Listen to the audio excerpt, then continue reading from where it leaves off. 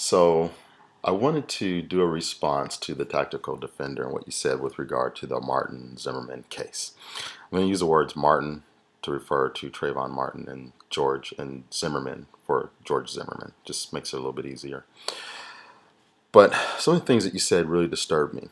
And I wanted to start off with that sentence so that I don't lull you into thinking that you're going to get a whole lot of agreement from me. Because I typically I've watched your videos for other things about the SE knife and some of the other gear that you have and everything with great interest and enjoy it. And thought, for the most part, what you say seems objective and those kinds of things. But so I didn't want you to feel like I'm baiting you into something and then I switch it on you. So I want you to know I'm disturbed with some of the things that you said from the beginning, although most of the stuff that you put out you kind of have an interest in. So I think we could have a dialogue that's rational rather than emotional or along racial lines or whatever. Because from your perspective, you don't think it should be along those lines at any rate. The problem I had was your position that Martin should have simply identified himself to Zimmerman. You carry a gun. You believe in the Second Amendment. You have the legal right to carry a gun. You believe that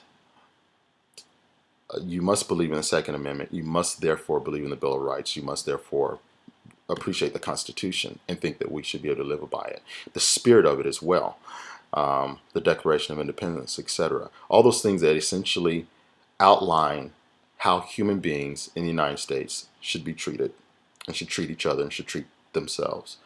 One of the main principles in that regard is your right to privacy, your independence, your freedoms, your liberty to move throughout this country free from everyone else's speculation.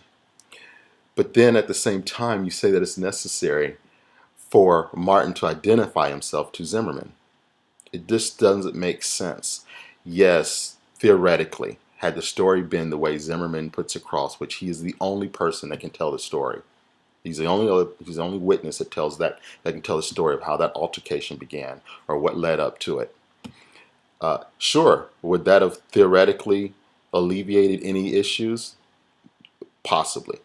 But does he have an obligation to do that? Does Martin have that obligation? No, he certainly does not. My point about that is not only does he not have that obligation, but what you didn't talk about was that Zimmerman had no business approaching him. That's the problem. The issue is not how he responds to it. The issue is that he has to respond to it. The issue is that Zimmerman approached him in the first place. Based on what?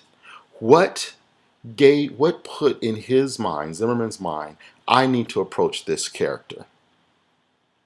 According to the recordings when he called the non-emergency police phone number, he called him suspicious because he appeared to possibly be on drugs or something like that. What? He's walking in the rain with a hoodie on. He's a teenage boy. Teenagers walking. He'd been 17 for 5-10 days. He turned 17 on the 5th of February. By the 22nd of February, he's dead.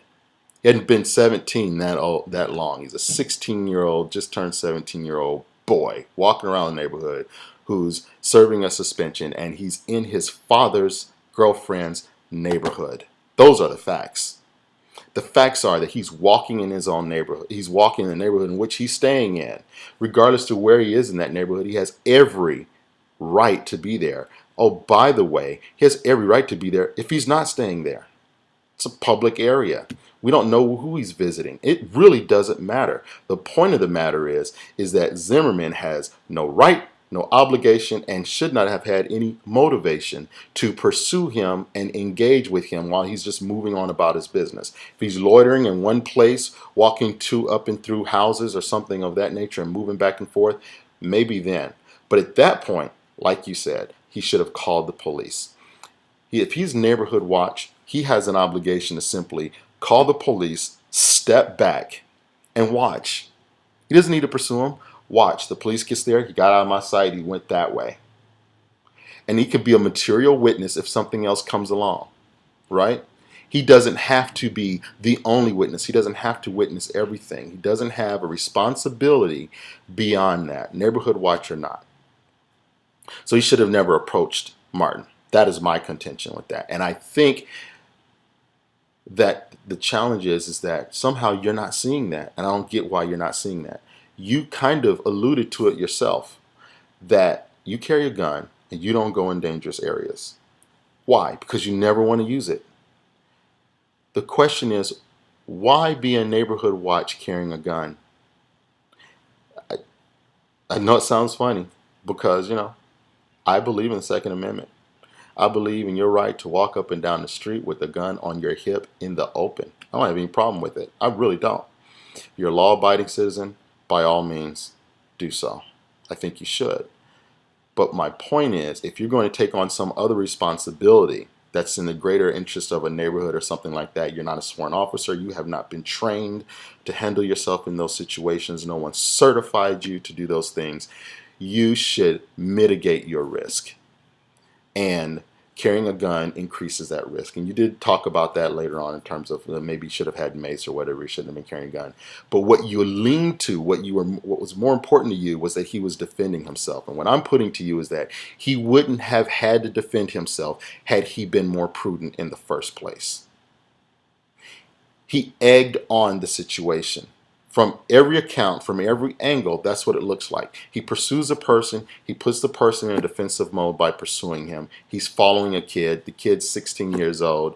Paranoia runs through 16-year-old heads all the time. All these things are just true with the person being 16. It's 16 and 17. They're not all there in the head. They're just not that. They're just not. They don't know how to handle every single situation that comes up to them, right? So, but this man is a grown man, and he should have known better. And he should not have been putting that person in that situation. You put a dog in a corner, you back a dog up into a corner, dog's going to bite. And all I'm saying from that perspective is that's a basic instinct response, and we don't know how each person will respond to that situation. And so therefore, Martin responded the way he responded, which we don't know what that response is. We have the testimony of one person, the person who's on trial for his life. That's the only testimony we have. We don't know how he responded, how he genuinely responded. What we don't know is whether or not Zimmerman brandished his weapon to the man. We don't know whether Zimmerman made some sort of threatening gesture. We don't know if he threatened him, say, get out of my neighborhood. What are you doing here? Why are you here? Who the hell are you? We don't know that he was Mr. Nice Guy. There are some facts that we do know that are interesting when you draw the comparisons. Look at the videotape of Martin in the store before the altercation. It's literally several minutes before this altercation where the man is shot down. He's walking into a store. He goes directly over to get the iced tea, and then he comes over around to another aisle and grabs some Skittles. He's meandering, he's sauntering, and the way he moves is sort of a relaxed, I don't have anywhere to be in any particular hurry type attitude. It's what I perceived. He's your typical teenage boy in this day, in this age. And he's walking around, he walks up to the counter. There's some things that weren't typical, though, that really struck me as odd when I looked at it. First of all, the young man who was behind the counter did not seem threatened by him at all. He'd walked up behind him earlier. They acknowledged their existence. You don't have any audio. And he walks around to the counter. He's got a checklist in his hand or something, and he's writing on it. He turns his back to Martin to do it. He doesn't appear to be threatened. He doesn't feel uncomfortable with that young man being in the store. When the exchange happens, you can tell that Martin puts $2 out. Apparently, whatever it is more than $2, but less than $3, apparently. And he reaches in his pocket for more money, and he debates about whether or not to give the store clerk $1 or to give him change. And he counts out enough change, and he hands it to the person. But he hands it to the person. I find that odd.